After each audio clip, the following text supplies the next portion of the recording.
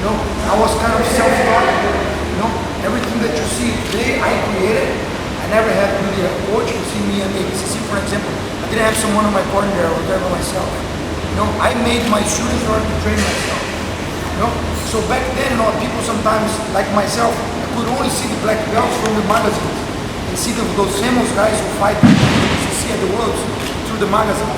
Back then, we didn't have the privilege that you guys have of having YouTube, having a great gym like this, which gave you guys the possibility of having world champions coming every day.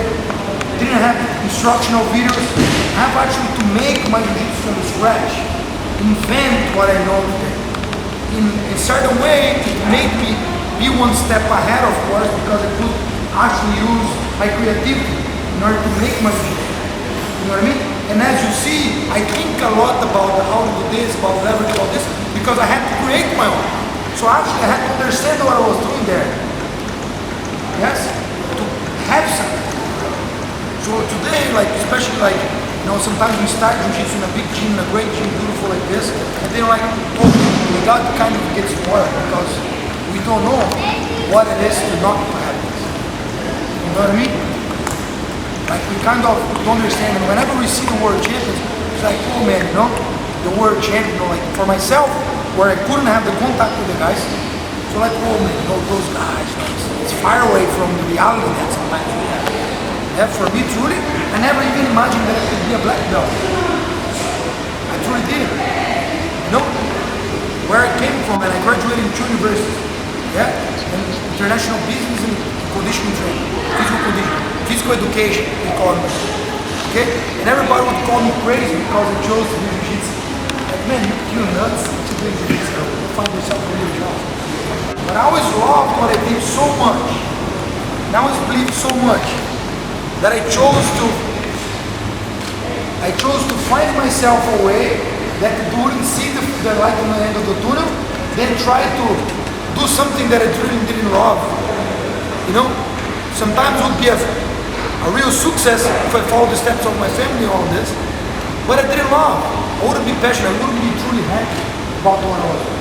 And I started training jiu-jitsu, I got my first gym when I was a purple belt, and since then I kind of realized how much jiu-jitsu actually changed people's lives, and how important it is for you guys to have great professors and great black belts around you like I have here, to instruct you on how to be better, not only on the mat but in life, correct?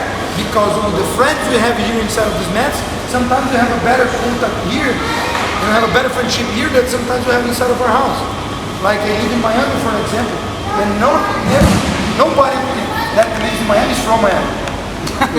Everybody's from somewhere else, and I see this a lot here in Dubai as well. Everybody here is from somewhere else. Of course, there are people from here, but there's a lot of people from out of here. And those people are far from their family.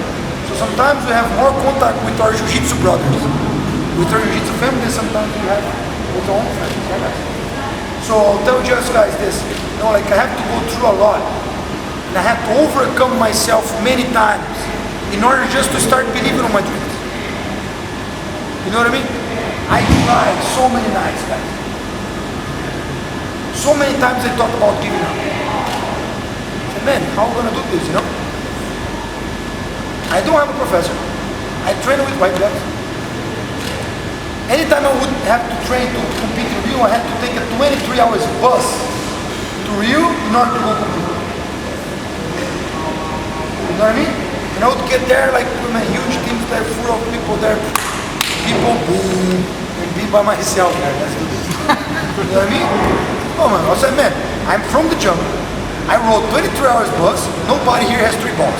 I'm doing this. You know what I mean? I'm doing this. I came here. If you don't believe yourself, don't even start. I make my students understand every single day that I can't turn none of them a world champion. I can't turn none of them a champion. The only one who can turn you guys a champion is yourself. We can sometimes provide the tools that you guys need, but we can never actually make you a champion. You're the only one who can wake up in the morning and actually make it happen. Nobody can do it for you. And I did it, guys. I went to Miami, man. I didn't have money to eat. I didn't have where to sleep. I sleep on the mat. for a long time. I would train, the only money I had was sign myself to competition. I would have friends when I'm training.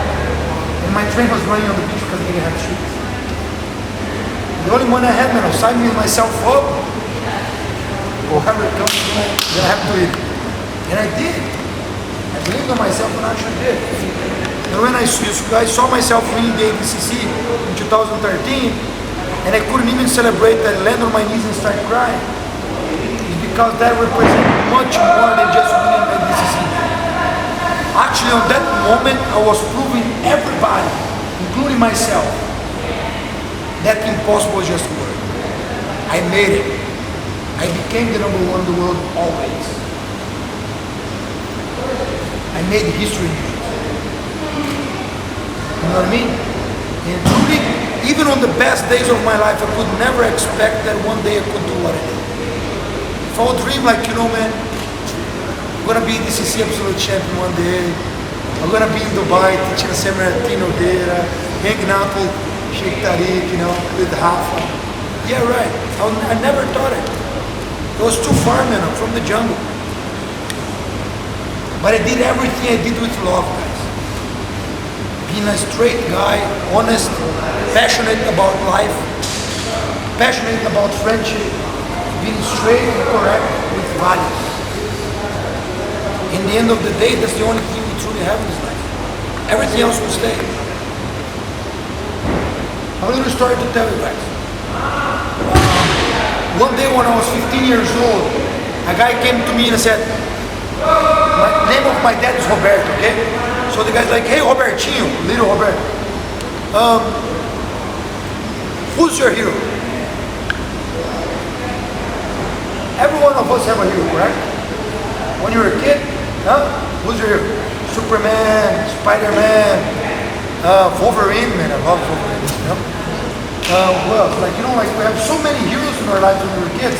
The older guys, they're Jaspion, I don't know, some old ass guys there, like, you know what I mean? Like, but every one of us have a hero.